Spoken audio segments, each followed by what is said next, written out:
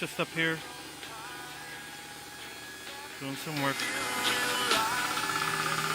Gonna install this switch right here and put it here in the warehouse up on this beam, which I've already ran the power to.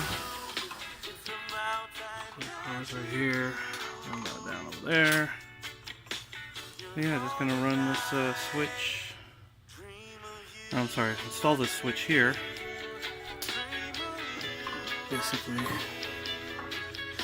it's set upside down like this. Have the ports over here. You can't see that, but anyways, have the ports down that way, so I can connect it all from the bottom. So I got a lot of cameras and Wi-Fi access points that I'm going to be installing in here, so it'll be a lot easier to make runs to the switch here in the warehouse instead of all the way to the server room. So as you can see, it's a pretty big warehouse.